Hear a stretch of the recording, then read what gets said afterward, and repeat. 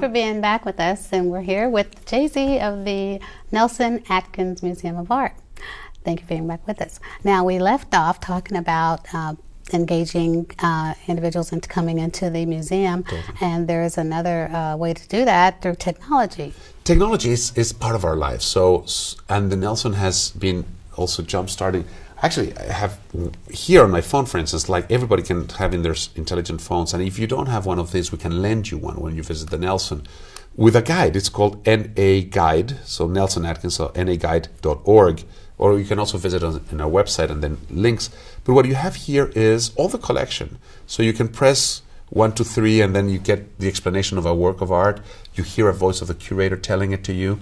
Or you can plan your visit if you're not there. So it is really one more way of being very accessible. Okay. So you can discover it with that. But as I was saying earlier, this is just one more layer, because going to a museum has to be on your terms. And whether it's just to have lunch at Roselle or just have the kids go to the Saturday art classes while you just enjoy one of the galleries. You know, there's so many ways of seeing and enjoying a museum. Okay, wow. You have an extraordinary gift coming your way pretty soon this spring from Roxy Paine. Exactly. Is that a internationally known artist, sculptor? Yes. Yeah. Tell us about what he's bringing. So the great thing is we have one of the very important parts of our collection is the sculpture park, the Kansas City Sculpture Park, and that has been nurtured and created by the whole Family Foundation under the guidance of Martin Friedman, who's a great curator and former director of the Walker Art Institute. And in that relationship, over 20 years, they've built the great pieces. We have the Henry Moores, we have many, many, many greats of art. And so when Martin Friedman announced that he was retiring from that relationship because of his age, the Halls wanted to make something as a gift for him.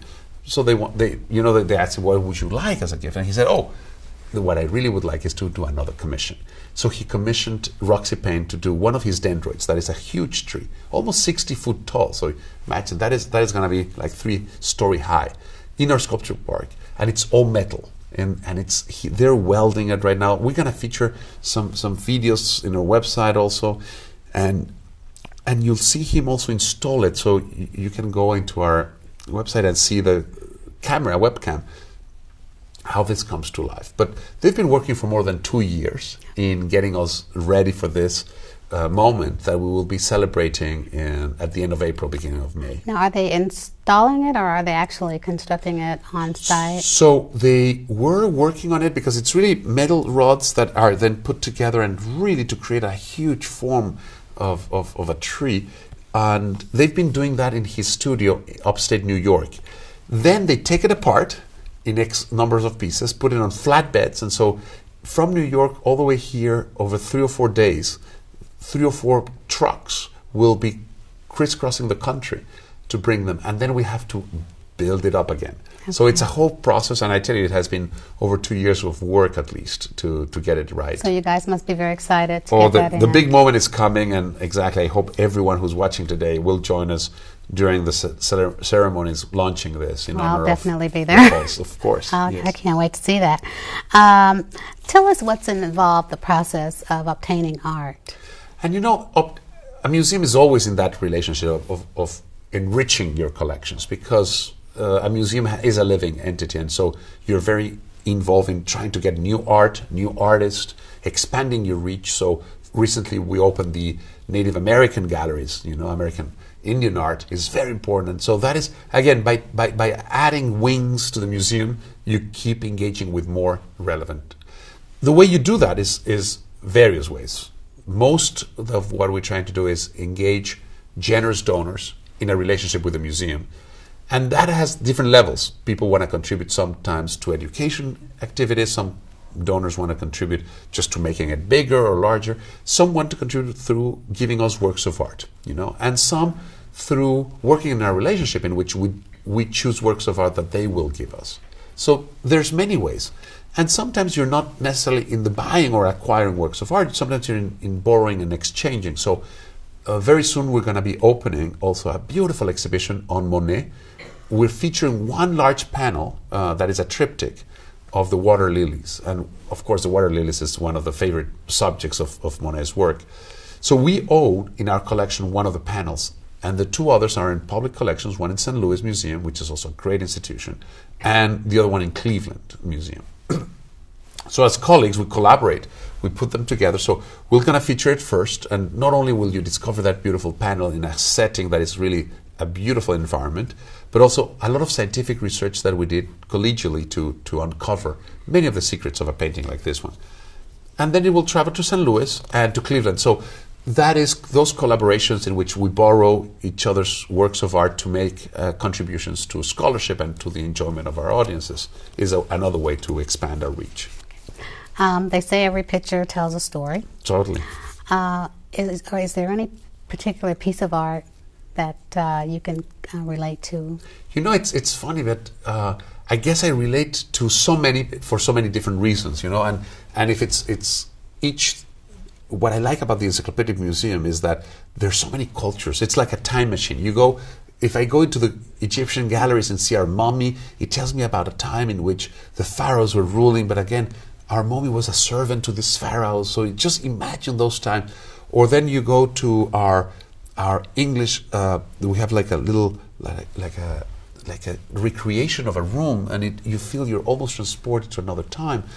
Or then you see we have a great China from China collection. So you're transported to great civilizations. And then if you pinpoint one piece, it's always the last one or the next one. You know, and right now I have in my office the privilege of having a recent donation by a wonderful support of the museum, Rupa Bansal, who is originally from India, but has been living here for many years. And in honor of her deceased husband, she was looking a way of celebrating the memory of her husband. And they found a piece that is the celebration of marital love. And so you have a divinity and her wife in a beautiful representation. And that right now, they just gave it to us in honor of her husband. And you know, that is the meaning of Everything We Love. Is she chose a piece, thanks to our curator of Indian art, Kim Massler. They chose a piece that signifies something personal for her, but at the same time that is a wonderful masterpiece that any museum would have wanted. So for me, it's not only the masterpiece that I see today. When I see that piece, I see her. I remember why she wanted to give it to us, what it means to her. And at the same time, it's a piece that tells you about Shiva, and you know. So there's so many layers, and so each work of art is more than 1,000 words. It is personal stories, and each of those works, how they come to the Nelson, is a story in by itself, which is amazing also to think about it. Most of the exhibits and the tours, of course, are free. Yes. Now there are, with a few exceptions of those that they charge just a small price. Exactly. You can see and visit the whole museum free of charge. And the only exception is temporal exhibitions that cost a lot of money to put together.